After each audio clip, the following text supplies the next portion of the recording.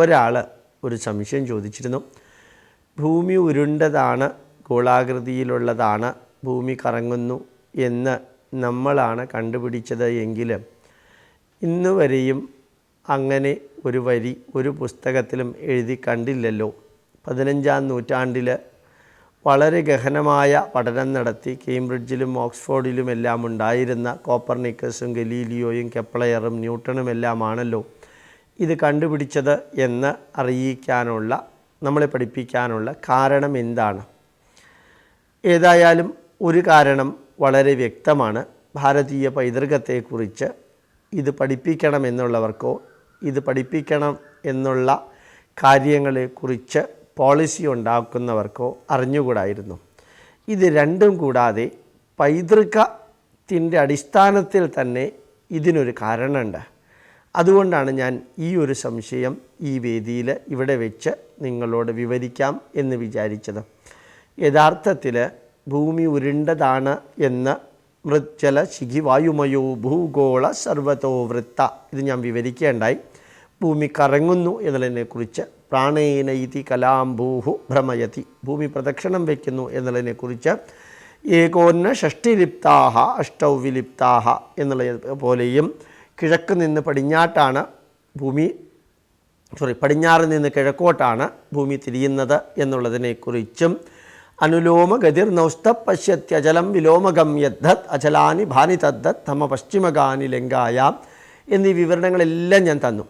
ഈ വരികളെല്ലാം ആര്യഭടൻ എഴുതിയ വരികളാണ്. AD 499 മാർച്ച് 21-ാം തീയതി ഞായറാഴ്ച ഉച്ചയ്ക്ക് അദ്ദേഹത്തിൻ്റെ 23-ാം ജന്മവാർഷികത്തിന് ഉജ്ജയിനിയിലിരുന്നു കൊണ്ട് എഴുതി തീർത്ത ആ ഗ്രന്ഥത്തിലെ വരികളാണ് ഞാൻ നിങ്ങളോട് പറഞ്ഞത്. മറ്റൊരർത്ഥത്തിൽ ഭൂമിയെക്കുറിച്ച്, റൊട്ടേഷനെക്കുറിച്ചും റെവല്യൂഷനെക്കുറിച്ചും അസന്നിഗ്ധമായി ഭാരതത്തിൽ പ്രഖ്യാപിച്ച ഒരേ ഒരു ശാസ്ത്രജ്ഞനെ ഉണ്ടായിരുന്നുള്ളൂ, ആര്യഭട്ടനായിരുന്നു അത്.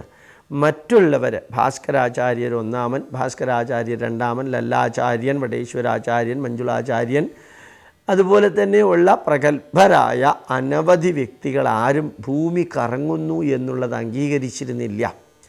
മറിച്ച് ഭൂമിക്ക് ചുറ്റുമാണ് സൂര്യൻ പ്രദക്ഷിണം വയ്ക്കുന്നത് എന്നവർ പറഞ്ഞിട്ടുമില്ല. പക്ഷെ ഭൂമി കറങ്ങുന്നു എന്ന കൺസെപ്റ്റിനോട് അവർക്ക് ഒത്തിരി അഭിപ്രായ വ്യത്യാസങ്ങളുണ്ടായിരുന്നു. ഉദാഹരണമായിട്ട് നോക്കുക. പ്രാണേനൈതി കലാംബൂഹു യതി ഭ്രമയതീർച്ചേത് കുത വ്രത കമധ്യാനം എന്ന് ബ്രഹ്മസ്ഫുട സിദ്ധാന്തം എഴുതിയ ബ്രഹ്മഗുപ്തൻ ചോദിക്കുന്നുണ്ട്. ഒരു ശ്വാസോച്ഛ്വാസം വിടുന്ന സമയം കൊണ്ട് ഭൂമി ഒരു ആംഗുലർ മിനിറ്റ് കറങ്ങുന്നു എങ്കിൽ ഇത്രയും വേഗത്തിൽ ഭൂമി കറങ്ങിയാലുള്ള അവസ്ഥ എന്താണ്? സമുച്ഛ്രയാ പതതി ന ചേത്, വലിയ വലിയ വൃക്ഷങ്ങളും ഗോപുരങ്ങളുമെല്ലാം ഇത്രയും വേഗത്തിൽ കറങ്ങുന്ന ഭൂമിയിൽ തന്നെത്താൻ അനങ്ങാതെ നിൽക്കുമോ എന്ന് അദ്ദേഹം ആര്യഭട്ടനോട് ചോദിക്കുകയാണ്.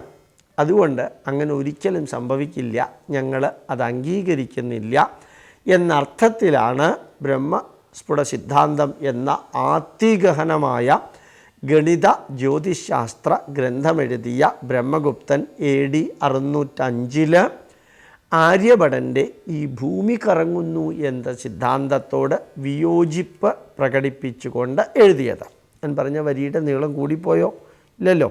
അതായത് ബ്രഹ്മഗുപ്തൻ ഏതാണ്ട് ആര്യഭടൻ ജീവിച്ചിരുന്നതിനോട് അടുത്ത് ജീവിച്ചിരുന്ന വ്യക്തി, കൊടുങ്ങല്ലൂരുകാരനായ ആര്യഭടൻ പാറ്റ്ന പാടലീപുത്രത്തിൽ ചെന്ന് നളന്ദ സർവകലാശാലയുടെ വൈസ് ചാൻസലറായ ആ ആര്യഭട്ടനോട് ബ്രഹ്മസ്ഫുട സിദ്ധാന്തം എഴുതിയ ബ്രഹ്മഗുപ്തന് വളരെയധികം യോജിക്കാൻ സാധിച്ചില്ല.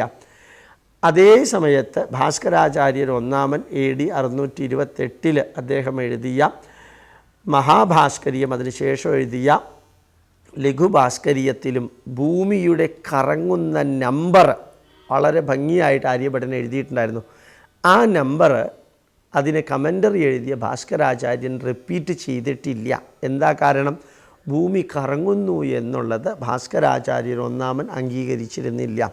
അതുപോലെ ലല്ലാചാര്യൻ ശിഷ്യധീവൃദ്ധി തന്ത്രം എന്ന പുസ്തകമെഴുതിയ വടേശ്വര സിദ്ധാന്തം എന്ന പുസ്തകമെഴുതിയ വടേശ്വരാചാര്യൻ, ഇവരുടെ രണ്ടുപേരുടെയും ഗ്രന്ഥങ്ങൾ ഒന്ന് വായിക്കുകയാണെങ്കിൽ നമുക്ക് അത്ഭുതം തോന്നും. ഇന്ന് MSc PhD ഈ വിഷയത്തിലെടുത്തവർക്ക് പോലും മനസ്സിലാക്കാൻ ബുദ്ധിമുട്ടുള്ള അത്രയും ഗഹനമായ വിവരണമാണ് 1400 വർഷങ്ങൾക്ക് മുൻപ് ജ്യോതിശാസ്ത്രത്തെക്കുറിച്ച് ഭാരതീയ പണ്ഡിതർ നൽകിയിരുന്നത്.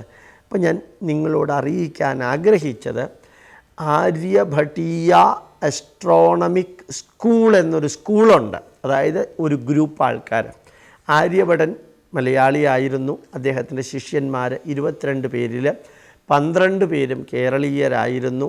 ആ കേരളീയ സമ്പ്രദായത്തിനോട് മറ്റുള്ളവർക്ക് അത്രയും യോജിപ്പ് ഉണ്ടാകാതിരുന്നത് കൊണ്ട് ഭൂമി കറങ്ങുന്നു എന്നും സൂര്യന് ചുറ്റും പ്രദക്ഷിണം വയ്ക്കുന്നു എന്ന സിദ്ധാന്തം മറ്റുള്ളവർ അത്രയും കാര്യമായിട്ട് എടുത്തില്ല എന്ന് തോന്നുന്നു എന്ന് മാത്രമാണ് ഞാൻ പറയുന്നത്. ഇതിൽ കൂടുതൽ പറയണമെങ്കിൽ അതിഗഹനമായ ജ്ഞാനം വേണം. അത്ര ലെവലിലേക്കൊന്നും ഞങ്ങൾ പോയിട്ടില്ല.